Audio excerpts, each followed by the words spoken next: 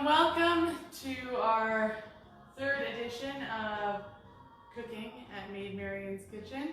I'm very excited to offer you a class on a classic dish, schnitzel and Spaetzle. Today we're actually going to be performing a Jagerschnitzel. So this is a derivative of a typical Wiener Schnitzel, which would be used with veal. We're adding a mushroom sauce to it. So the reason that I added this one is this is my husband's favorite way to eat schnitzel. So we're going to use chicken, which is more of a westernized style of schnitzel, but you could use pork or you could use veal. Would be absolutely authentic. Today we're going to use chicken breast. Just because it's a little bit leaner, it's a pretty heavy dish in its own right, so I like using the chicken. It's a little bit nicer, and it's easy to get for everybody who is in my area or pretty much anywhere. You can get chicken most places. Chicken breast is a nice option, and I really like the flavor. That being said, a typical Wiener Schnitzel would be veal, and veal is not comparable really to any other type of meat. There's a real depth to it. So in order to sacrifice not having veal and having chicken, Jagerschnitzel is a really nice way to serve a schnitzel because the mushroom sauce adds a lot of depth to the dish. So we're kind of mixing two worlds to create a really wonderful dish that works really well. So schnitzel in its own right is a European dish. There's lots of derivatives of schnitzel. Typical one that we're working on today is of Austrian descent. So Wiener Schnitzel is actually one of Austria's, the dish of their country. So it's a very classic dish there. If you were in Germany, it might be served slightly different. Sometimes garnished just simply with a lemon wedge or parsley. You can get it in Hungarian style with paprika schnitzel, which would be a paprika sauce, or gypsy schnitzel, which would be served with bell peppers and a tomato sauce. But we're going to do Jagerschnitzel today, which is also my favorite, which is a little bit of cream, a little bit of vegetable stock, mushrooms, parsley, salt, and pepper. So I'm going to go over kind of what we need to get started. And there's a couple components to our cooking class today. So the biggest thing that we're going to be working on that takes the most time is the schnitzel itself. That's a breaded, pounded meat dish. So if you don't have a lovely meat mallet, especially a nice one with the tenderized side, so with the little pokes coming out of it, that's okay. You can use a lot of different things.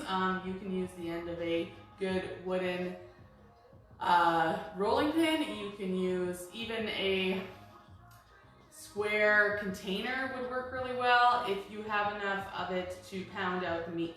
So basically we want that meat to get nice and thin so it fries up really evenly and really quick, and it's breaded. So that's basically what a schnitzel is. There's actual parameters in Austria and Germany to serve an actual schnitzel. It has to be a certain amount of height, and it has to be served a certain way. So it is a very classic dish. So we're going to try to stay as authentic as possible with what we have. I said in the recipe guide that we're going to serve a side of vegetables. So for tonight, I picked a nice French green beans that I'm going to serve alongside. You could serve it alongside a salad or peas or carrots or pretty much whatever you want. It is color-wise a pretty subtle dish. There's not a lot of natural color that comes into it. It's very browns on grays, so I like to use a little pop of green to kind of round out my plate. So I'm going to use French beans, but if you're using broccoli or peas or carrots or any of that sort, we're going to blanch them essentially the same. The cook time on those vegetables might be a little bit more or a little bit less depending on the vegetable that you're using. If you have any questions, I'm going to try really hard to come around to my video there and check that out and answer them as best I can. But we're going to get started with just kind of going over our ingredient list and our equipment list. So for the schnitzel itself, we need to have our chicken, obviously. If you have a nice grate or a just a cookie sheet that you can put underneath that. It's going to really help once we bread the chicken. We're going to let it sit for a few minutes just to let all that extra breading come off of it. This is really important when we're cooking several pieces of schnitzel in the same fry pan so that our oil doesn't get super cloudy. We don't want the oil to get too cloudy. If the oil gets too cloudy, then we're going to have pieces of our schnitzel that will be burnt, and we don't want that. So we're going to do all that trouble of breading it. We want to make sure that we can take off some of those breadcrumbs when we get to that point. So we need our grate for that. It's a final product. The other thing you're going to need is a breading station. So I luckily have all these big pans, but it doesn't really matter what you use, just as long as it's deep enough that you can get an even layer of the flour and then the eggs and then also the breadcrumbs. So regardless of what you're using, doesn't really matter as long as you have 3 of them, one each for those ingredients. So that's basically what we need. We need breadcrumbs. I make my breadcrumbs from dried bread ends and Tostitos chips. I like to use the ends of my Tostitos or my tortilla chip bags because my daughter really loves eating tortilla chips, but she doesn't love eating all the salty bits at the end. So I always save them and then grind them up in my food processor with a little bit of breadcrumbs. And I found over the years, I used to always use panko. That was always the breadcrumb mix that I used. And it's not super cheap to buy, but it also, I found that it wasn't evenly coating things like schnitzel or chicken fingers or anything that I wanted like more heavily breaded. And that's because of the different amounts of flour and starchiness, right? So when I use a mixture of about half whole wheat breadcrumbs and about half tortilla chips, I get a combination of flours. So I get a combination of corn flour and wheat flour, and then I just grind it to the amount that I like. And it also saves me on buying extra breadcrumbs, pre-breadcrummy.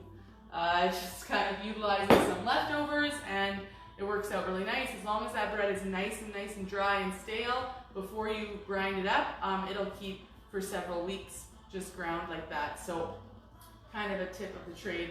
I like to use kind of a mixture, but whatever breadcrumbs you have, as long as they're nicely ground, that'll work. And then again, you're going to need just whole eggs and then some flour. So I have flour measured out for my Spaetzle dough, but I'm also going to grab a little bit of flour from the back to set up our breading station. So that's the schnitzel. Like I said, today's an hour-and-a-half class for a reason. There's a lot of components here, but it's going to be so worth it. The next thing we have is working our station for our heating station. So you're going to need 1 pan for your mushroom sauce. It can just be like a regular fry pan. You're not going to need too much. It's quite a rich sauce, so you don't really need much. It just kind of garnishes the schnitzel itself. And I like to mix it in with my Spaetzle because it's super tasty and mushroomy. But you just need a small pan for that. I like to use a nice big fry pan with a good depth to it to fry my schnitzel. And I do a shallow fry, so I don't do a deep fry. I don't think it's really necessary with a breadcrumb mix to do a total deep fry. It actually works really well in the pan with lots of surface area to do a more shallow pan, and then we're going to baste with a big spoon over top of the schnitzel while it cooks and kind of even out that oil. So you can use a deep fryer or a Dutch oven filled, well not filled, but halfway filled with oil if you would prefer, but I find that a shallow pan gives me a lot of control and it works really well. The other thing we're going to need for the Spaetzle is a pot of salted water. So I like to use a nice big soup pot. It gives me lots of surface area to mix it around. The actual cooking time on the Spaetzle itself is like 2 minutes. It takes about 5 minutes, maybe 6 or 7 minutes total to mix it in the mixer. If you don't have a mixer with a dough hook, that's totally okay. You can use a big bowl. All the ingredients go together and we just mix until we get this nice bubbly little bit of separation.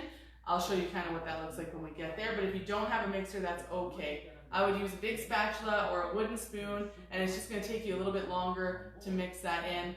for ease and the fact that I have 2 mixers, I'm going to use a mixer today.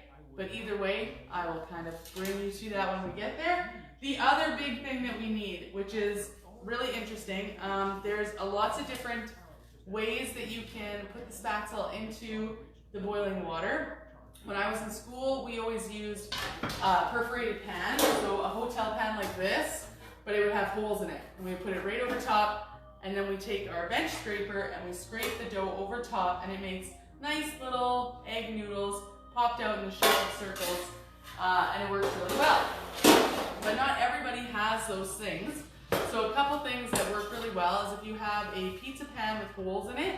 This is actually the first time I've tried it like this, but it fits really nice over top of my pot, so I'm going to give it a shot. The other thing I have used in the past is a box grater. So if you have just a cheese grater like this, it gets a little more difficult for the angle with the box grater, but if you have a box grater, that'll work well too. You can also pipe your Spaetzle if you wanted to put it in a piping bag and cinch up your piping bag and then just cut with a knife as it comes out. You're basically just making more or less the same size of a pasta. They are not meant to be perfect looking. Lots of Spaetzle is longer and thinner, and others are more shaped like egg noodles. The idea is just that you're making a fresh pasta that you're going to cook in boiling water really quick. Typically, Spaetzle is served with a butter or sometimes even a little bit of cheese. You can serve it any kind of way you like. For today's purposes, we're going to serve it alongside our schnitzel, which will be covered in mushroom sauce, and our green beans or our vegetable on the side. And we're just going to add a little bit of butter and some fresh lemon because that's the way that I like it, and it keeps the dish a little bit lighter without sacrificing that flavor from the schnitzel itself. So, totally up to you. If you want to add something more to it, add spices to it. Traditional Spaetzle is made with flour, eggs, water or milk, and a little bit of nutmeg. I don't really love it with the nutmeg. I find it a little overpowering, and I really like just the simple basic egg noodle taste, so that's how I'm going to make it today. But if you want to sub in a little bit of a spice or paprika or something fun and interesting, you can, but just make sure that it's a dried spice so it doesn't reflect on the integrity of the dough when we are done. Alright, so that's our chicken, that's our Spaetzle, we've got the equipment. The only other thing we have left is we're going to make our mushroom sauce, which is mushrooms and salt and pepper, cream, and a little bit of chicken stock or vegetable stock. I have vegetable stock today, which I made this week. Bought vegetable stock works really well, but if you're using bouillon or powdered stock of any kind, make sure you mix it with your water first before you add it to the sauce. And you could heat these up to quicken up the process, but because we're going to make the sauce kind of first and then let it hold over, we don't really need to heat up those ingredients first. They're going to work together really well. We're not using a roux for the sauce because there is flour in our chicken for the schnitzel, and there's also flour makes up our Spaetzle. So to kind of keep things a little more even, I'm going to show you a cream sauce without a roux today. That being said, a little bit of butter goes a long way. We're going to use butter a couple different places here today, and you're also going to need oil. So vegetable oil works, canola oil works really well. Olive oil will not work for frying purposes today. You know, you really should stick with the vegetable or canola oil. And I kind of forgot to put that down in the ingredient list just because it slipped my mind as one of those things that we use all of the time. Didn't even really come to my mind, but I always have fryer oil on hand, which I keep when I'm making breaded products and I fry them shallow fry or deep fry. I triple strain my oil if I've only used it one time, but only for certain meats. So I have my red top containers are always chicken fry oil, and so I'll reuse that oil again just because I keep it nice and clean. I triple strain it, and there's no real reason if you're using it for the same thing that you can't use it again as long as it's in a nice container. That being said as well, it's nice to set yourself up with some tools that you might need. So chef's knife, I like to keep a little bit of bleach solution for my utensils as I'm cooking. Because we're breading raw product today, we want to make sure that we keep our hands nice and clean before we mix and match all of these products to avoid cross-contamination. So if you can set up a little hand washing station, you got a nice clean sink ready to wash your hands, or you have also a place for your utensils. As we're moving through this, it is a lot of different steps, so we're going to move through quickly once we get going. The other thing that I would say would be beneficial is some plastic wrap. Helps to keep the chicken from spittering everywhere while we break it down, and also some paper towel for when the schnitzel comes out of the fryer to just soak up some of that grease from frying. So before we get started, I'm going to wander over here with my glass of water and make sure I can see. Hi Clay, we are cooking schnitzel tonight and you look great. Kathy, yes, okay, so it really doesn't matter. The chicken breast really is one per person, but depending on where you go in Europe, sometimes they'll serve you like a massive platter. It looks like 6 portions. In Austria, they actually tell you that a schnitzel should be broken down to 1/8 of an inch. That's pretty thin. So we're gonna go somewhere between 1/8 and 1/4 of an inch today, but 1 chicken breast per person is plenty. I cook a little bit extra because my husband likes to eat it the next day. This is a dish that doesn't do great, in my opinion, the second day. Because it's breaded and fried and then eaten immediately, it keeps that crispiness. It can be eaten the next day, but it's not the greatest leftover dish. So I have like 8 chicken breasts here. I'm only gonna make 3 today. So it really just depends how many people you're serving. But I'm only gonna be working with 3 today. So before we get into breading, we're actually going to work with our other ingredients, get our mise en place set up first, and then that way that'll all be ready for us when we get to the point of cooking each of those ingredients. So we're going to cut up the mushrooms first, and if you need to do anything to your vegetables, you can get them ready. If you need to cut up your mushrooms, I would cut them fairly thin. We're going to cook it for a little while, and it's going to sit on the burner for a little bit and hold over while we cook the rest of our meal. So you don't have to cook it super thin, or cut it super thin, sorry. You just want to cut it to the kind of portion that you're willing to eat it at. If you like your mushroom sauce chunkier, you can cut them chunkier. It really doesn't matter. We're going to cook them out to the point that we like it. But I use about 8 mushrooms for about 3 people's worth of dinner, which is plenty, but if you like more mushrooms, you can add more. I use a combination of cremini mushrooms, which are baby portobellos, and button mushrooms, white mushrooms, just because I find cremini has a little bit better of a flavor. You could use some wild mushrooms here as well. It really just depends what you like. I am definitely a mushroom lover, but the other folks in my household are, they like it and they don't. So I like to stick with the basics. When I was in the city, I used to get shiitake mushrooms. I used to get oyster mushrooms. I had a friend that used to go mushroom foraging and get me morels, and I would use all sorts of mushroom blend. But it really just depends what you like. Button mushrooms tend to be everyone's favorite, and they're really easy to get. So I use a combination of button mushrooms and cremini. Totally up to you. So we're going to slice those up. We're also going to juice our lemon.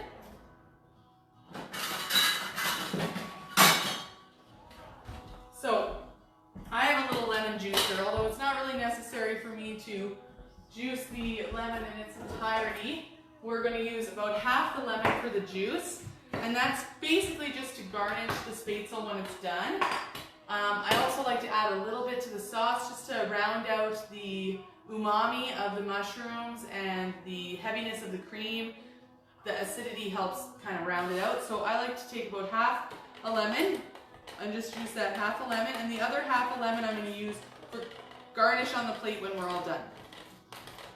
So if you don't have a juicer, that is a-okay. You can take your knife, the heel of your knife, and cut about 4 or 5 little slices into the lemon, and then just holding it in your hand like this, taking your cup underneath and just squeezing the lemon with it in your hand. Instead of pouring it over like this and getting seeds in it and then having to sift out the seeds, which works as well. If you hold it like this and then let the lemon drip out of the corner of your hand, you're gonna get a lot more control out of taking those seeds out. So either way, it doesn't really matter. I happen to have a lemon juice here, which has seen better days, but does the job. And I'm gonna take that other half lemon and I'm gonna cut it into about 6 little slices here.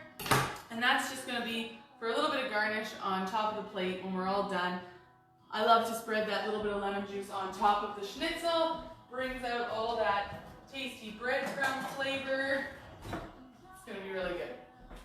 All right, so we have our lemon juiced. We have our mushrooms cut. Take a little bit of a minute to check on our vegetables. If there's any trimming you need to do, cutting up the broccoli or shelling peas or any of that stuff, take a moment to do that now. Just getting those things kind of ready and out of the way. Setting up our mise en place. So getting all those ingredients nice and trim and ready to go. All right. So, before we make our Spaetzle dough, we are going to bread the chicken and then we're going to let it sit for a few minutes. We'll make our Spaetzle and then we'll cook everything kind of all at once. While we're cooking, we'll put things off to the side and let them kind of carry over cook while other things are cooking. Again, the Spaetzle takes 2 minutes to cook. Once it's in there, most of our work today is our prep work. So we're going to set up that station for our breading station for the chicken.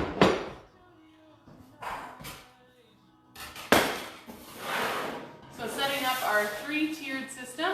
So our 3-tiered system, whenever it comes to breading anything, typically in breadcrumbs, you see a 3-tiered system, and the idea behind this is thinking wet goes on to dry, sticks on to wet, sticks on to dry.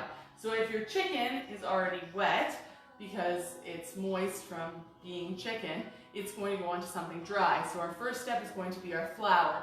So the flour is going to coat the outside of the chicken. That dryness is going to contribute to coating on the eggs. So then we add that to the eggs, it's fully coated, and again, it is moist. And then we're going to add that to our breadcrumbs, which again is dry. That dryness is going to go right into the hot fat. 330 degrees is what we want the fat to be at, about-ish, to make sure that it's not too hot, that it burns the outside of the chicken without cooking the inside, or too cold, where it cooks too quickly on the inside and the outside doesn't get nice and brown. The trick to schnitzel is having that nice temperature of the oil so that we get that nice browning and it's cooked evenly. Again, these are thinned out really nicely, so it doesn't take very long for the schnitzel itself to cook. So, we are going to set up our flour, egg, and breadcrumb station. And at the very end of our station, we're going to have a grate over top of our baking sheet, which is just going to catch those extra breadcrumbs so it doesn't mess up our oil too much. So one big thing when we're doing raw chicken and stuff, working with ready-to-eat ingredients and raw ingredients, is to make sure that we separate all of those ready-to-eat from our raw. So I am going to use my nice plastic cutting board here, and I'm going to use plastic wrap underneath and over top of the chicken. So we're going to kind of coat the whole cutting board in plastic wrap, and then we're going to wrap up the chicken over top so that when we're beating it with our meat mallet, we don't get chicken juice all over our ready-to-eat product. Of course, everything is going to be cooked out today, but for safety concerns, we're going to wrap that whole cutting board in plastic first, and then we're going to pound out each individual chicken breast as we need it. So we have our cutting board nice and started, just kind of covering the edge with plastic wrap. When we put the chicken down, we'll cover it again in plastic wrap. But first, let's get our eggs, our flour, and our breadcrumbs ready. So with the flour, probably need about, I'd say about a cup of flour for 3 chicken breasts is plenty. And about 4 eggs should be lots. Obviously, if you're going to do more schnitzel, more chicken breast, you're going to want more eggs, more flour, more breadcrumbs.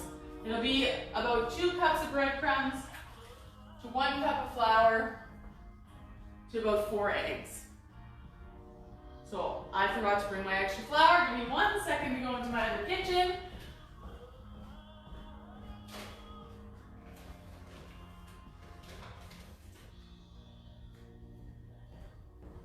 All right.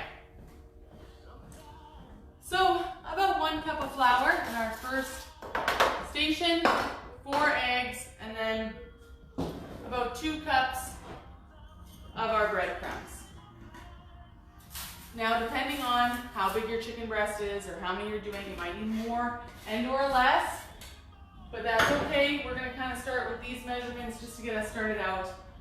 The other thing we wanna do is we wanna make sure we break up those eggs.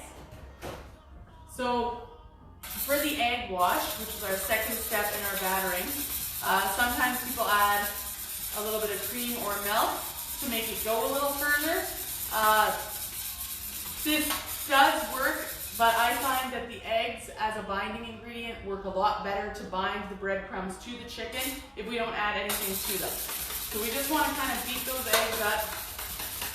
So there's no big yellow spots, no big clear spots, and it's kind of all one opaque egg wash so that it evenly coats the chicken.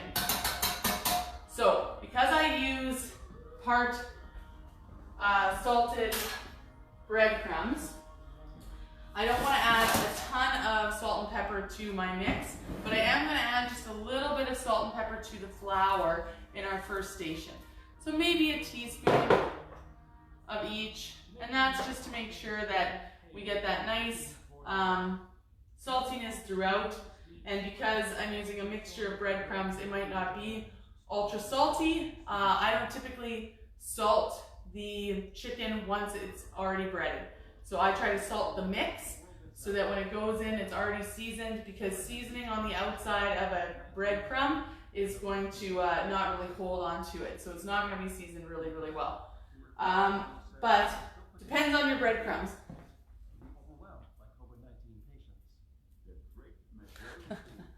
Oh, sorry. I have to come over and periodically check just to make sure that I'm not missing any questions you might have. All right, so we have our nice breadcrumb setup. Again, if you're using panko or a salt, like saltines, I've used just crackers ground up, works really well too. If they're salted tops, you're gonna really wanna not be too liberal with your salt in your mix. You wanna make sure that those are not overly salted. Again, if you're worried at any point of time while we're making this and you want to have gloved hands, that is great. I like to work gloveless, and I just keep my hand washing sink open and ready. So this is the only thing we're going to do now, is we're just going to bread that chicken. So I'm going to take 3 chicken breasts out, because that's what I need today, and I'm going to lay them over top of my nice clean cutting board covered in plastic wrap.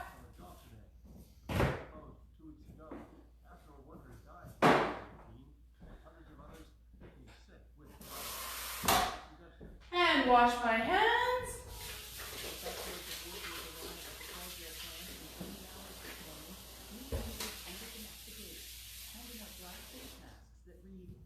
Fabulous. All right. So, nice clean hands. We're going to cover up that chicken with another layer of plastic wrap. So it's right underneath a nice layer of plastic wrap over top of all the chicken breasts. The bigger the cutting board, the easier this is, but you can always do one at a time. And we're going to take that meat mallet. If you have a nice pointed edge, that works the best. And we're gonna work from the middle and the meatiest part of the chicken breast. So usually that's kind of towards the top and works down, but more or less in the middle, and we're gonna work out. We can hold the plastic wrap with one hand and working out from the middle, trying to evenly break down that chicken. Sorry, it's super loud. There's really no way around that. It just gives you a beat to work with. So moving from the center of the chicken, making sure that we move towards the edge so that the edge doesn't get too ragged, or else that's going to cook up really fast and burn. So we want to make sure that that's nice and even. When I worked at the restaurant for years, I used to make a dill pickle chicken sandwich, and the first part of that was exactly the same as schnitzel, but then I would put it into a buttermilk, dill pickle, juice, marinade overnight. But I used to have to do this with about 90 chicken breasts. It was very popular. All right. Sorry for the noise. Stay with me. You're doing great. So being very mindful of that edge so that we don't crush out all those little pieces on the end. Just trying to keep that nice even. The plastic wrap keeps it from sputtering raw chicken juice everywhere, and also helps you to feel, without getting your hands totally covered in raw chicken, how thick it is.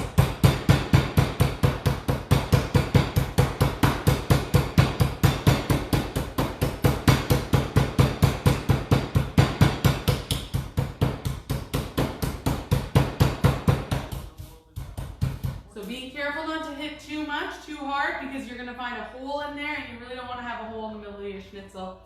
Nobody likes that. All right, so we're going to take our time, pound out these guys a little bit more.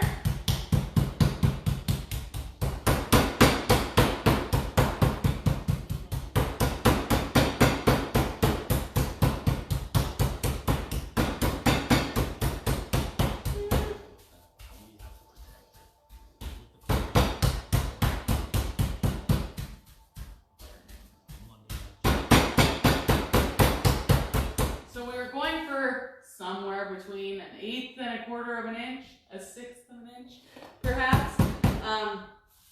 But you know, the thicker it is, the longer it's going to take to cook. The thinner it is, the more careful you have to be about cooking it. So I don't like to go as far as 1/8 of an inch, just because for surface area, it's kind of nicer to work with about 1/4 inch thickness. Beauty. All right, there we go. So those are all nicely, evenly pounded out. You can kind of feel that with your hands and feel that it is nice and even and there's no big thick spots. It's tenderized the meat a little bit. It's going to cook really nice. It's going to be nice and tender. So then we can peel back that plastic and we can add each of those to the flour mixture first. Wet on dry on wet on dry. Beautiful stuff. So I pre-seasoned my flour. So I have flour here that has a little bit of salt and pepper, but I didn't put salt and pepper in anything else in the mixture. So when you're battering, the most important thing, thinking about that contact, that surface area. That's why the bigger the pan, the easier it is. If you have a smaller pan or plate that you're using, just do one at a time. Just makes it a little easier. You really want to make sure that you're covering all that wet chicken spot with dried flour. And then moving over to your egg wash, same thing. You're going to want to make sure that you cover all that surface area with egg wash so that it sticks to your breadcrumbs. And if you're using something really interesting for your breadcrumbs tonight, please let me know what it is, because I think that would be very cool to see what people use for breadcrumbs. I know mine is a little bit more eclectic, but it's always nice to see if people use old bread ends or if they use chips or saltines. I know my dad, when he cooks fried fish, he pretty much only uses premium plus salted top crackers. And it's some of the best fish I've ever had. And that's saying something, because I really like fish. But that he stands by it. I love the corn chips. I love the corn chips, but on their own, they cook really quick. So I like to use them with that kind of whole wheat dried bread mixture. Half and half works really well, and it gives a really nice color. So the corn flour is like a really nice golden color, whereas the breadcrumbs are a little bit more gluten heavy, and they're using a wheat flour, so I find that it just sticks really well. So we're going to cover each of those in each of the blends here, one at a time. Really don't need to go too light. You want to almost overcompensate on the breadcrumbs, because the rest is going to come off on our pan here while we get our Spaetzle ready, and it's going to sit. And the reason we let it sit is to let the salt sit into the chicken, but also so that the breadcrumbs can fall off, and the tenderizing that we did with the mallet actually works with the chicken. The salt mixes in there, and then when we cook it up, it's going to be nice and tender. So taking our time to cover our schnitzel, nice giant piece of schnitzel there with breadcrumbs, and then we're going to carry it over to our pan, over top, and let those extra breadcrumbs kind of fall off. We'll flip them over before we cook them and make sure that the top side loses some of those excess breadcrumbs as well. And just working through each piece, making sure it gets all the attention it deserves. Oh, it is so worth it. I worked out today, so I am going to liberally enjoy this meal tonight. I feel like that is only fitting. Lose calories to gain calories back, right? Some people eat to live. In my kitchen, we live to eat. All right, so I got my schnitzel basically battered here. One more, using up as much of that breadcrumb mixture as I can. And for the kids, even if they don't eat the sauce, even if they don't like the Spaetzle, which really is just buttered noodles, they're gonna love the schnitzel by itself, because it's really just a giant chicken finger. A really good giant chicken finger. But my very picky eater 7-year-old has never ever said no to chicken schnitzel. So there we go. We have the chicken schnitzel all breaded up. We're going to remove our breading station here real quick. Wash our hands nice and thoroughly in a separate sink. Get ourselves nice and cleaned up. And then we're going to move over to our Spaetzle dough.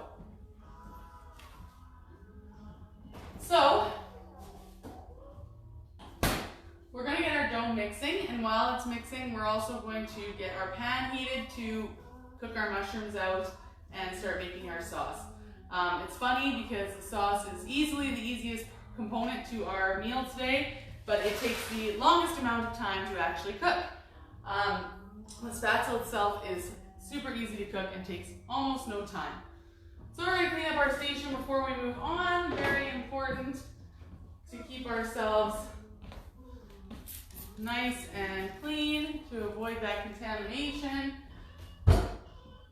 and to allow ourselves a nice clean space to work with before we move on to the next step. So I'm sure lots of you guys have traveled all over the world and got to experience some of the flavors firsthand that we are taking in over these few weeks that we're cooking together. Despite popular belief, I've never actually traveled overseas. I only travel overseas via the foods I eat in restaurants that specialize in authentic food.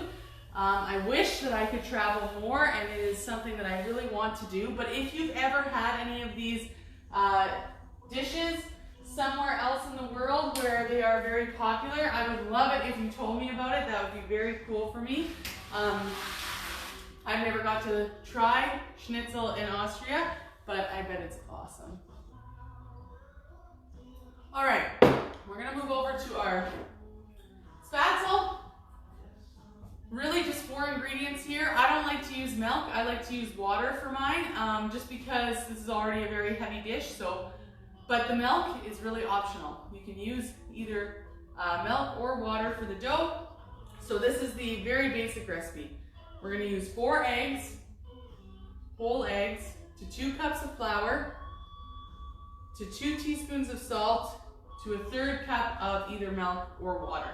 Really, really simple, like most pasta dough. All those ingredients go right in there. So you got your flour, especially if you're using a mixer, you don't really need to make a well in the dough, it's going to mix in. If you're using a bowl, it's a little easier if you make a well in that bowl first to add the eggs into the flour.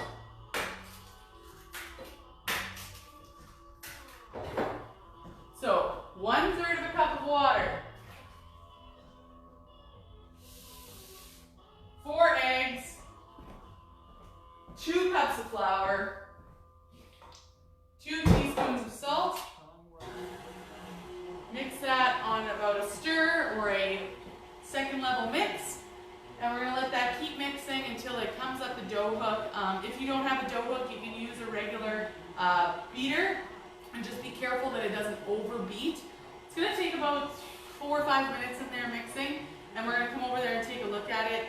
And I'm going to show you what it should look like. Spaetzle dough is a little bit different than a regular pasta dough, as it doesn't all bind together quite the same. It's more similar to a bread dough, and it has nice big holes in it. And you want it to start to separate from the bowl, but it's also quite tacky. So before we go check on it, the one big thing to know when we're cooking our spaetzle is that we need boiling water. So you have your nice pot, you have your pot full of water, and of course we're going to add a little salt to that water, just to make sure that the spaetzle has a nice flavor to it. I like to fill a nice big soup pot, about 3/4 full of water, and that's going to make sure that while it's cooking it evenly gets that salt into the pasta dough, and it's going to taste a lot better. Take whatever contraption you're using. There are Spaetzle makers. I don't have one because that seems excessive to me. This works really well. Anything that basically has a hole in it and can fit over top of your pot is what we're going to use. I'm going to take it off my pot until I need it because I don't want it to get too hot. And then a bench scraper. So this is a bench scraper. If you don't have one of these, you should. It is the best. Not only is it great for cleaning up big messes off your counter, but it is really awesome for pushing around dough and moving things into a perfect circle or a perfect triangle really, really well. It's great at shaping things. It is one of my favorite tools. My 7-year-old knows for a fact that without my scraper, I would have very little in the kitchen. It is my favorite kitchen tool. So we have our water on boil. Our dough is mixing. Hi, Chef. Oh, hi, Bobby. Oh, so good to hear from you. Oh, I miss seeing you at work. It's much harder to feel connected to all of my beautiful friends and staff from far away, but I'm very glad that some of you guys are here with me tonight to cook with me. I miss seeing your faces at work. But here we are. So, taking a look at my dough right now, it's still got a little ways to go. The flour is still just mixing in there. This ratio of flour to eggs to water to salt is pretty standard. You shouldn't need to tweak it too much, but depending on how large your eggs are, you might need a little more or less water. So you might need to add a little bit of flour. It's really hard. Everybody uses like a large egg is what I use when I'm using eggs, but not all eggs are really created equal. So if there's more moisture in your eggs, you might need a little touch more flour or maybe a little bit more water at the end of it. But we're going to look at the consistency more than the exact recipe in the end, and we should be okay. So I probably have another minute here of the dough. Not quite a full minute. While we're waiting there, I just added some oil to my pan. So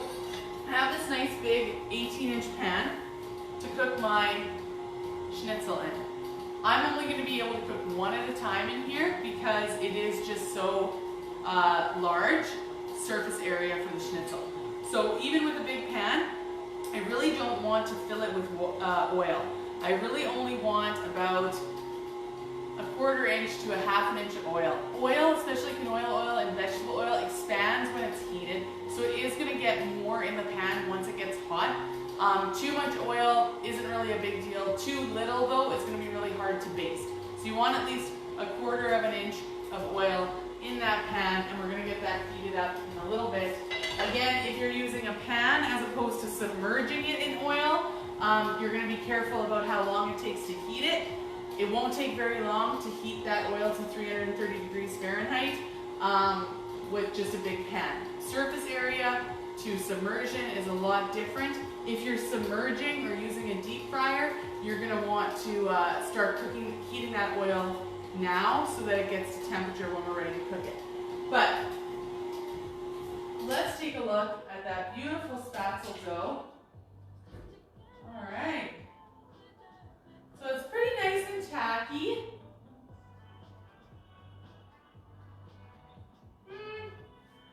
You don't want it to be too wet. You want it to be not dry like a pasta dough that you're going to feed through a machine, but you don't want it so wet like a bread dough that's going to go into a pan, because you want to be able to move it around. So right now mine's a little bit too tacky. I'm going to add a little touch extra flour, but not too much. You really don't need too much, and I'll show you kind of what mine looks like right now.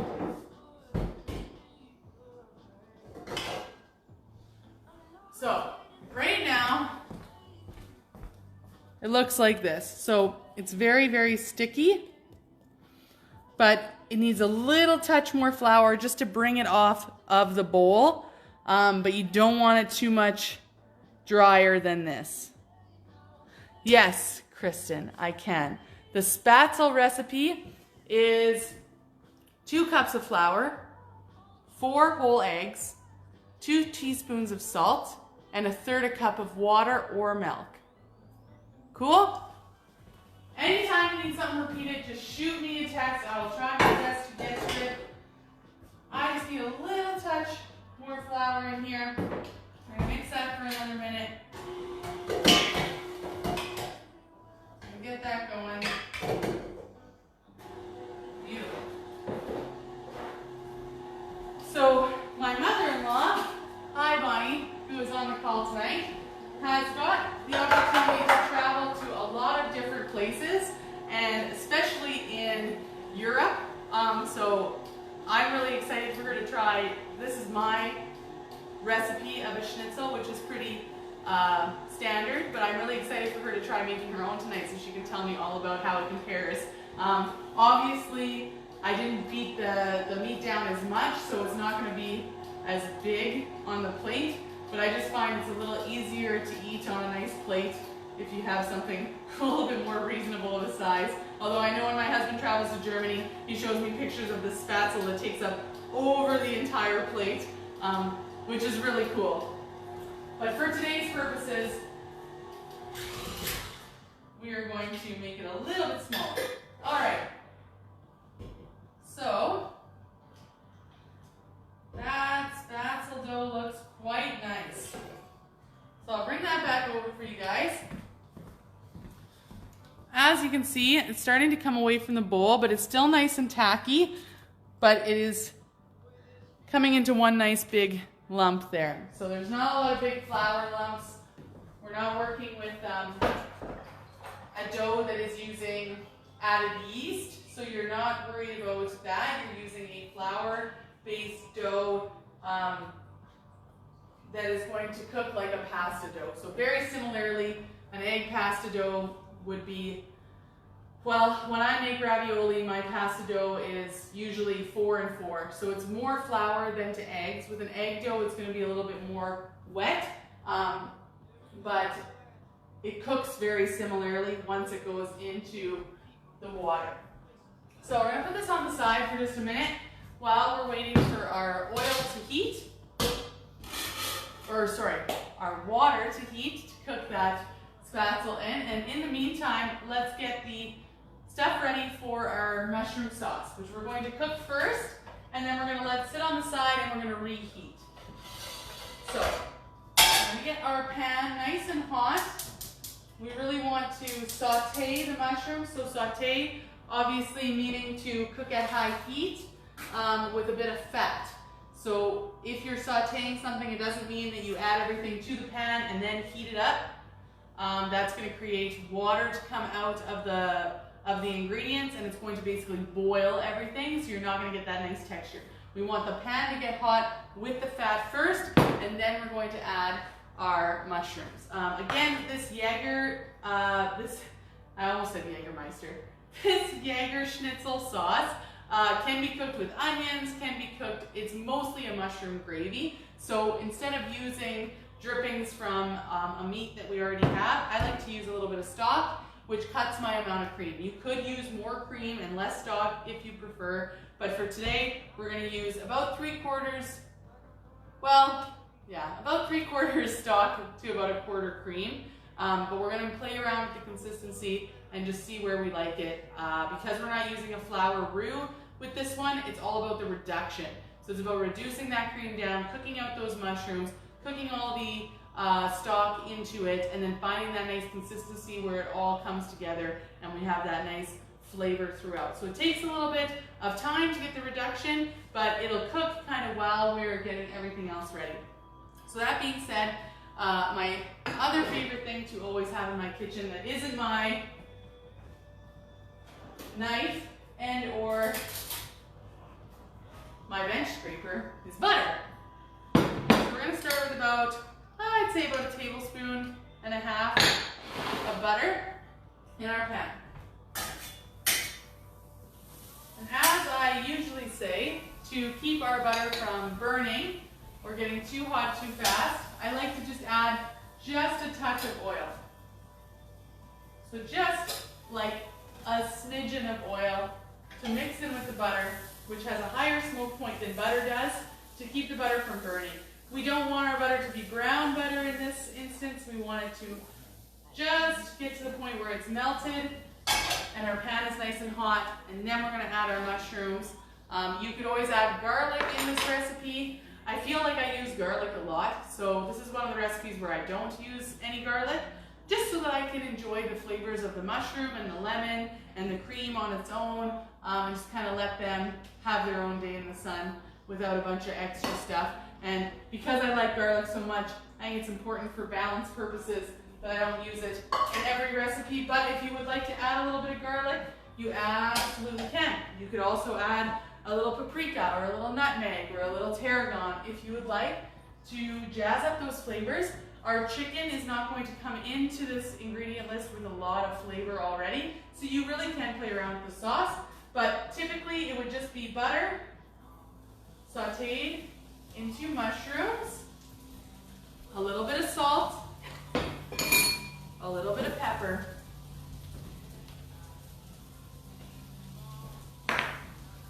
and that's about it. Stock and cream. Really, really nice. You know, it's really about the technique that you cook things in and the freshness of the ingredients more than trying to create a whole bunch of flavor combinations. Sometimes the best dishes, the most classic dishes, use the least amount of ingredients. And that's what I really like about this style of cooking, is harnessing those ingredients' flavor for what they are. So I just love the flavor of mushrooms on its own. It doesn't need to be changed too much or turned into anything else. It's just a beautiful thing in its own right.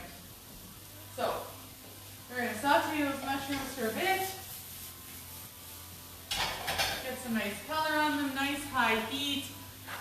Taking a little bit of our lemon juice throughout the cooking process. So if those mushrooms seem like they're getting a little bit dry, you can add just a touch of lemon juice in there. That's going to mix in with the mushroom flavor as they cook and give it that nice acid, mixing in with that super tasty umami flavor of a mushroom, which in my opinion is not compared to anything else in nature. The flavor of a mushroom, you know, I feel bad for people who don't love mushrooms because they be so good to me.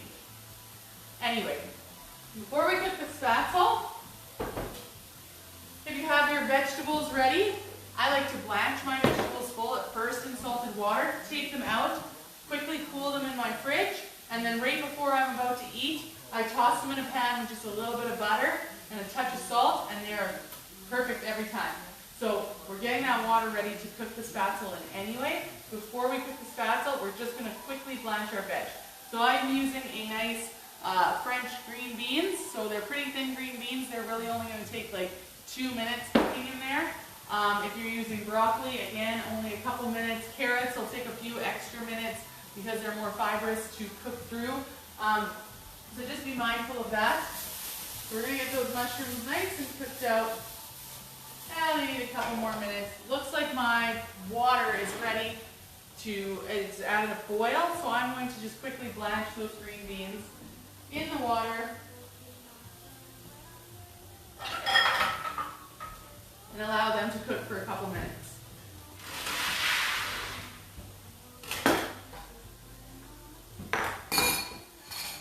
So for a garnish, at the end of our meal, there's so many different ways to do schnitzel, and there's a couple ways, more German style. They usually use like a boiled egg or capers and just a sprig of parsley and lemon. For our purposes today with the Jagerschnitzel, I like a little fresh ground pepper and just a little bit of dried parsley on top, or fresh parsley if you have it, is really all you need. The parsley is really there to add the color because it tends to be kind of a bland looking dish with a ton of flavor, which, you know, isn't necessarily a bad thing, that it's super flavorful and maybe not the most appealing in color, but the lemon and the parsley just give that look that makes it pop and brings everything together. Alright, so my mushrooms are nice and cooked. As you can see, they are nice and sauteed, got some browning on them, starting to get a little drier in the pan. We are going to add, actually we're going to turn it down to our low heat, and we're going to add about a half a cup of vegetable or chicken stock. Maybe closer to 3/4 of a cup. We're going to kind of add as we go. So you can start with about a half cup, 3/4 of a cup, depends how much sauce you really like. The more you add of stock, the longer it's going to take to reduce, but luckily we have half an hour until we eat, so we got a little bit of time here. So we're just going to bring that down to a low simmer. Mushrooms are in there. All we have is mushrooms, butter, salt, pepper, and a little bit of stock. So we're going to let that reduce down until the stock is almost sticking to the bottom of the pan. And then we're going to add a little cream and a little stock, and we're going to keep reducing like that until we make a really, really flavorful mushroom gravy. While that's cooking, we're going to take a look at our vegetables. So I took green beans as my vegetable of choice, and they are already looking really nice. You can always tell with something like green beans because they have a beautiful bright green color without leaching that color into the water. So the water is still clear. The green beans are just al dente, so just enough cooked that they still have a crunch to them. And then we're going to flash cool them in our freezer. So nice and cooked. If I wanted to, I could either one slightly undercooked, which is perfect because it's going to continue to heat in the bowl. We're going to flash it in the freezer so it doesn't overcook too much, and then we're going to flash it in the pan right before we eat. So obviously our water is boiling. We're going to turn that water down just a little bit so it doesn't sputter in the pot when we're cooking the spaetzle.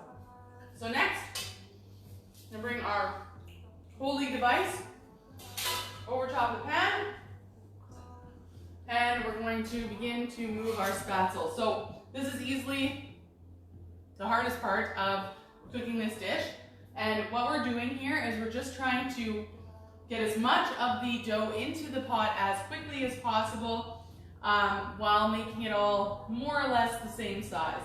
So that's why we use the holy pan. We're just going to run this bench scraper over top. Even if you have a wooden spoon or a spatula, you can press the dough over top, and it naturally will cut that dough into the boiling water and cook. Once it's in the boiling water, it only takes 2 minutes to cook, and then we're going to pull it out with our, using a slotted spoon, or using a spider, or using even pouring out the water into a colander. If you pour it all out into a colander, the problem with that is that sometimes it sticks together really quickly, and then you get more of a mass of dough. But it's really up to you and what you have. So we're going to go ahead and get this dough out with our spatula.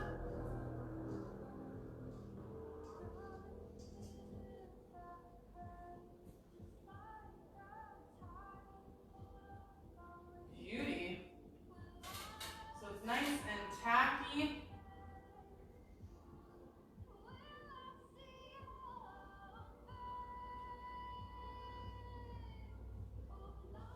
Beautiful.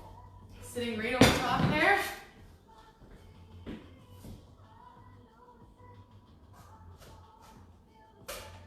We're going to press that dough over top of the pot. Pressing all those little pastas into our boiling pot of water. So be careful holding that pan over top.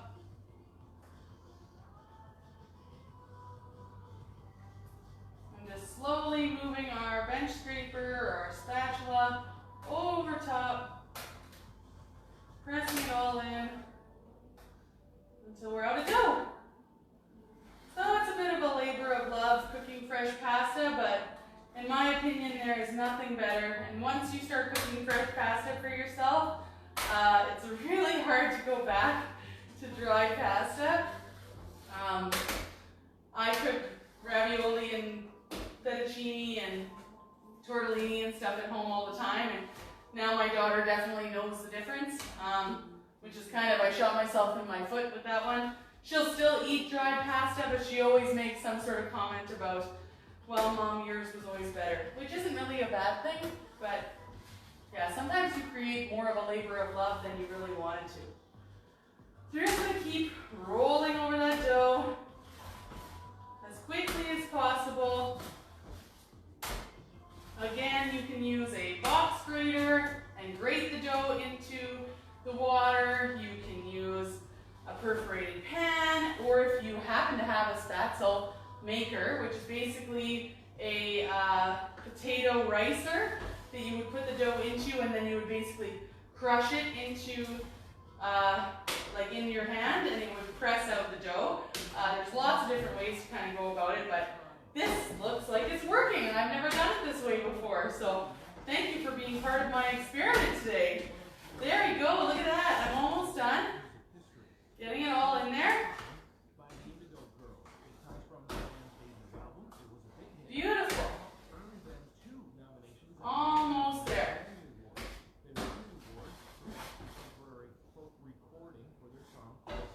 Awesome, awesome. We're just pressing that dough out, back and forth, over those little holes. Awesome. All right. Flip that pan upside down. We're just going to cut out anything underneath, pushing that dough. And like I said before, these don't all have to be the exact same size or shape. It's just about getting them all cooked as evenly as possible. I'm going to take a big spoon in there and stir that up. Oh, that's beautiful. So they almost look like little egg noodles, little droplets. Depending on what you're using, they might be longer, they might be shorter. But it doesn't really matter at the end of the day. What really matters is that they get cooked out nice and evenly, and you can take them all out into one big nice bowl. And we're going to cover them with butter, a little bit of lemon, and we're going to serve them on the side of our schnitzel. So like I said, only a couple minutes in here. They should be nice and white looking, so the dough should be a little bit opaque when it goes in. And once they're cooked, they'll totally float to the top. and they'll be quite white looking. So they'll have that nice whiteness from cooking them, and knowing that they're cooked is once they float. So mine are already floating, so I'm going to shut off that water, and I'm going to pull those all out. So I use one of these, although a strainer works really well. Anything that you kind of have. Slotted spoon works as well. Just making sure, a couple more stirs here to make sure they're evenly cooked. And then we're going to drain them out of that water. Beautiful.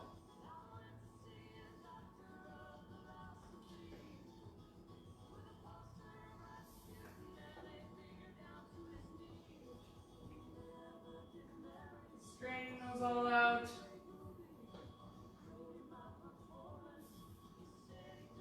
Oh yeah, that looks great.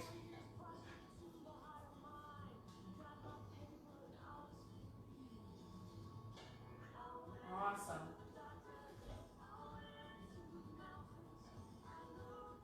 Awesome, awesome. Okay.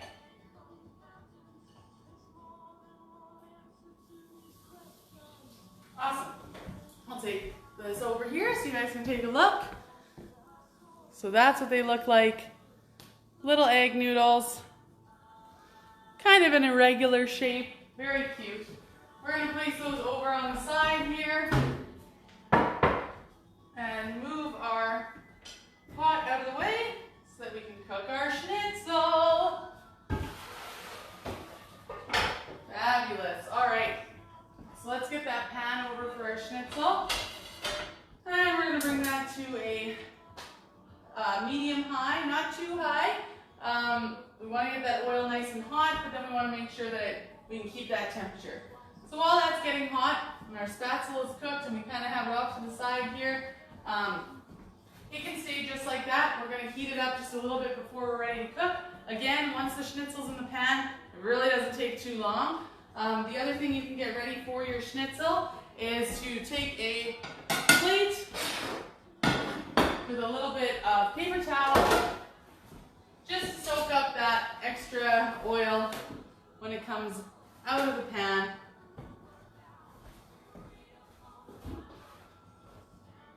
Beautiful. So that's heating up. Looks like my mushrooms and stock have cooked down almost till they're dry. So I'm going to let that cook for another minute, and then I'm going to add my cream. So I have it on low right now. I'm going to turn it up just a little bit because I want it to cook a little bit faster than that. And we're going to get ready for our schnitzel, which is going to cook up right away. So what you're going to need once it starts cooking is a nice big spoon to baste it with if you're using a shallow fry, and a pair of tongs.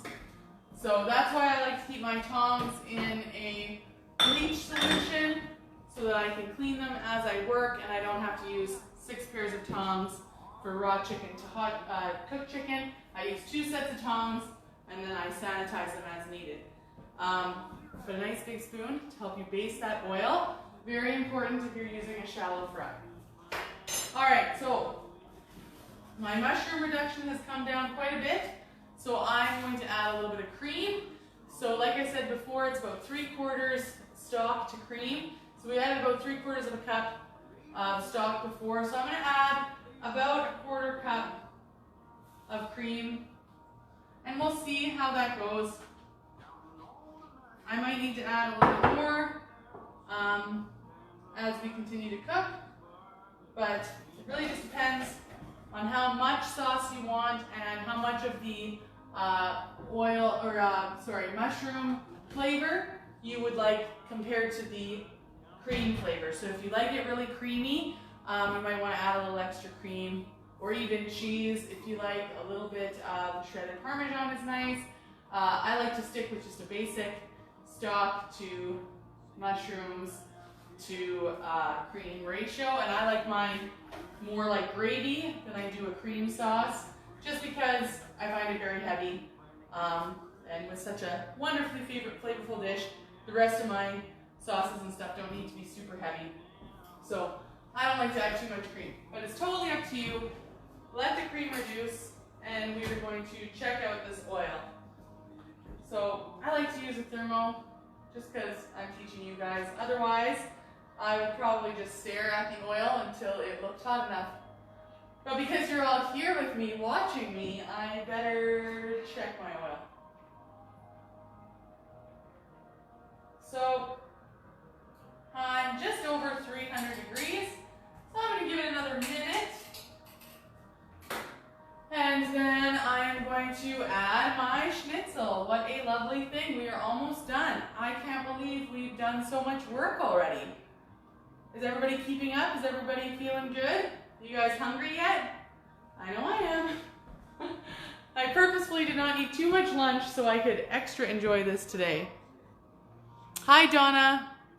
It's good to see you here. It was, oh, so my mother-in-law has replied. She said that in Germany they did get to eat a lot of schnitzel and it was served with Spaetzle, which is how I've always understood the dish.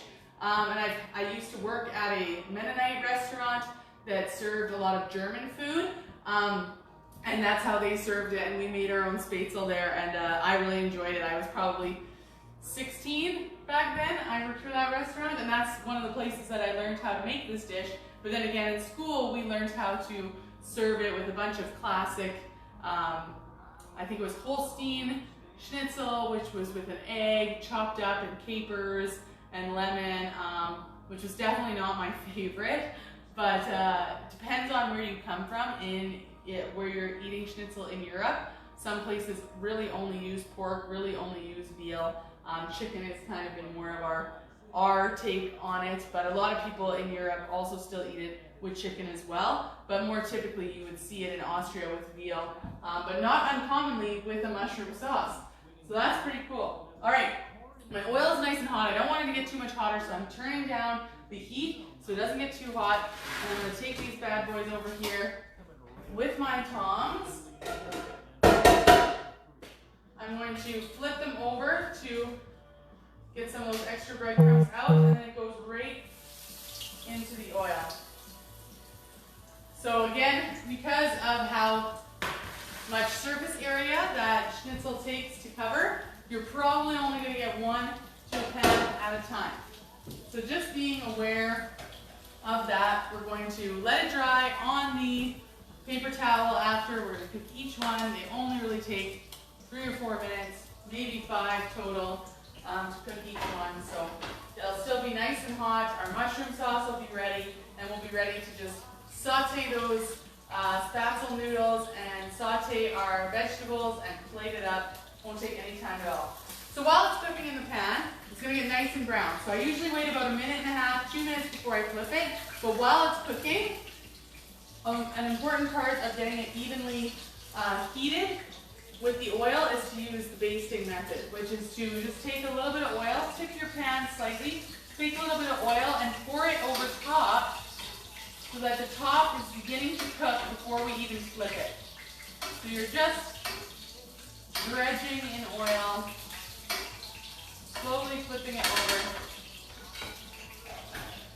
and keeping an eye on that mushroom sauce, which is reducing quite nicely.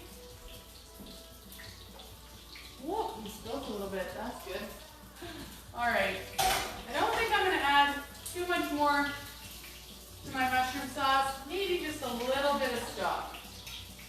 Just because I like that vegetable stock. I think that's probably good. So you decide. All right. We're gonna flip that schnitzel over. Oh yeah. Beautiful.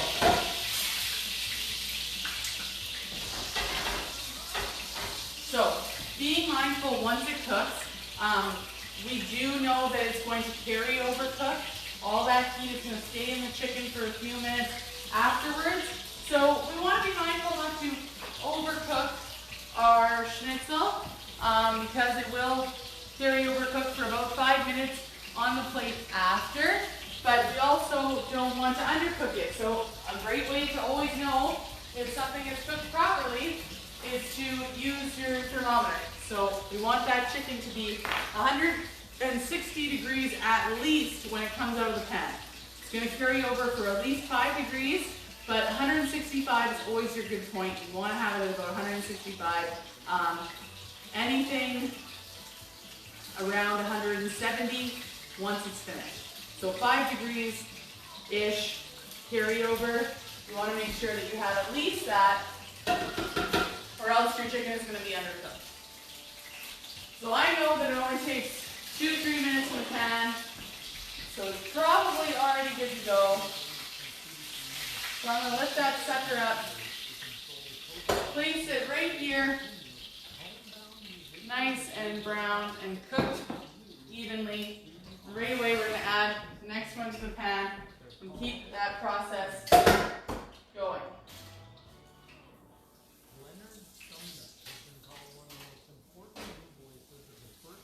All right. Beautiful. So I can see that my heat is leaving my pan a little because I turned it down, so I'm just going to turn it up. A lot of working with a shallow fry is monitoring your heat. So it's about keeping that oil at an even temperature so that it can cook the dish more thoroughly.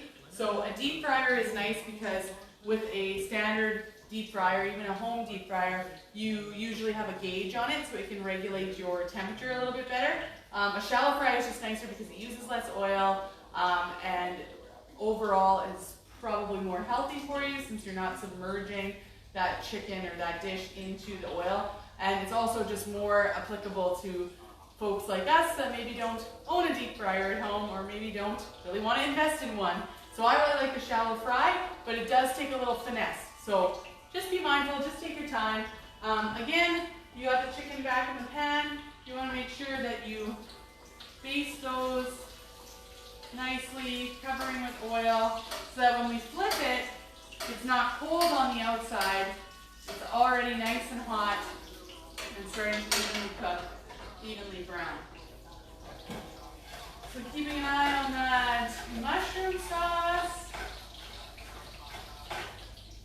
Beginning to reduce down a bit. I think I'm happy with that.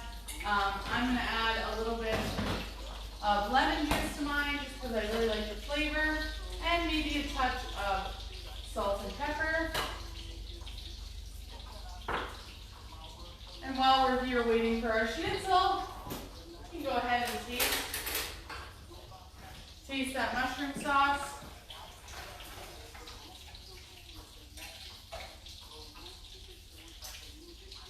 Oh, that's excellent. Yeah, I like it with a little bit more veg stock to cream because it makes it a little bit more gravy-like and you don't just taste the creamy heaviness of the cream fat. All right, looks like my schnitzel needs a flip. Flip that over. Oh, that's gorgeous. All right. Again, bring you a little basting here, just keep it nice and even. All right, how you guys doing? You making it okay? Everything looks okay? Still here, still cooking. That's what it's about. All right. So, I forgot I put my green beans in the freezer. I'm going to pop those guys out. They're nice and cooled. Nice and al dente.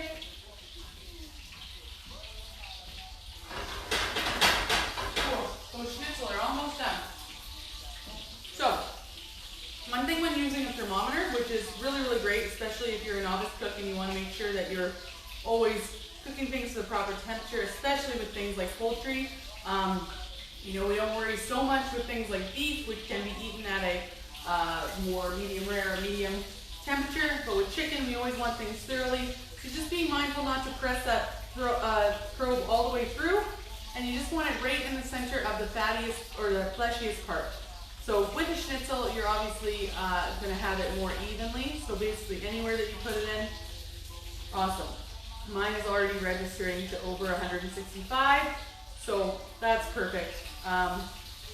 You want it to come out of the pan at about that 160, 165 mark, and then carry over, cook a little bit.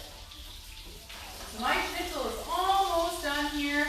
My mushroom sauce is looking really great. And right before we finish our dish, we're going to clear out that pan that we had the oil in. And we're going to just use a little bit of butter, saute the beans, throw them on the plate, saute up that Spaetzle that we cooked, that we took all that care for, and then we're just going to put a little bit of lemon, a little parsley, salt and pepper over top, and it's going to be really, really good. I guarantee. Alright. So it looks like my schnitzel is done. There it is in the pan, nice and brown. See, it's nice and brown on the other side. Beautiful job. We're going to dispose of that extra oil.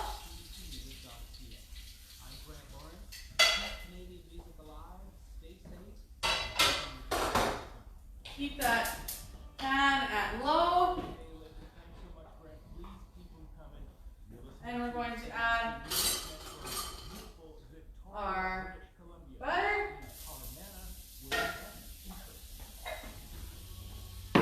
And flash fry our green beans or our broccoli or what have you in that nice brown butter. Beautiful job.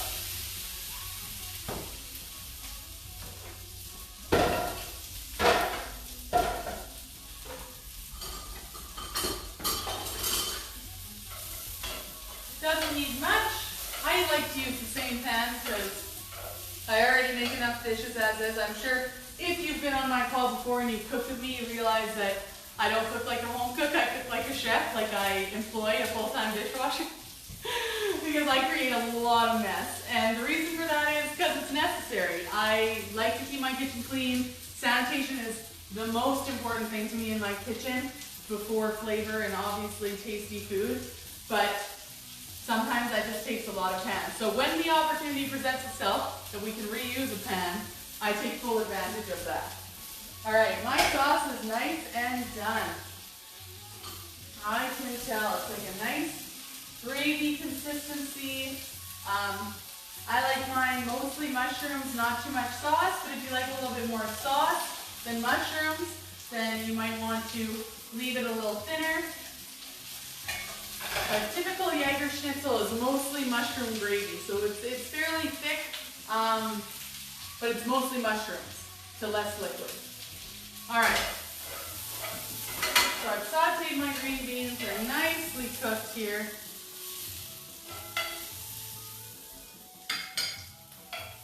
Beautiful, beautiful.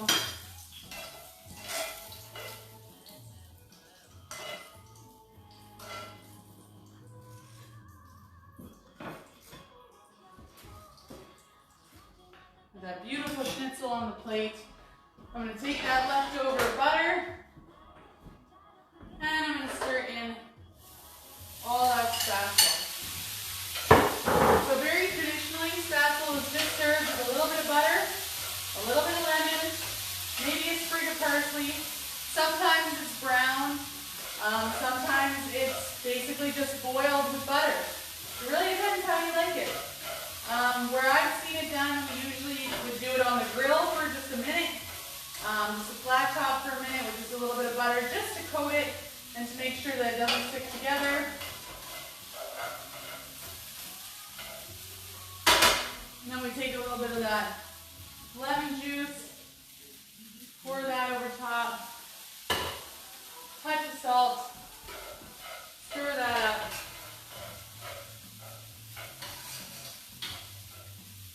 Beautiful.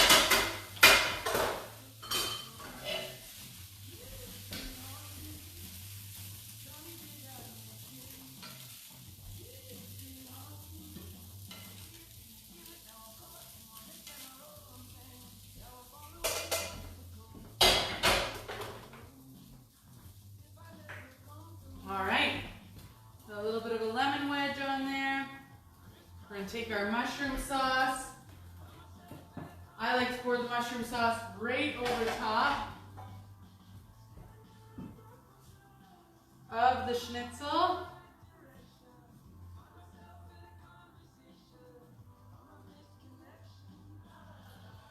Nice and thick, so it's not going to sacrifice all of that crispy breading, but it's just going to sit on top like a nice sauteed, creamy mushroom garnish, like so. And then we're going to sprinkle a little bit of parsley over top, a little bit of green. And there we have it.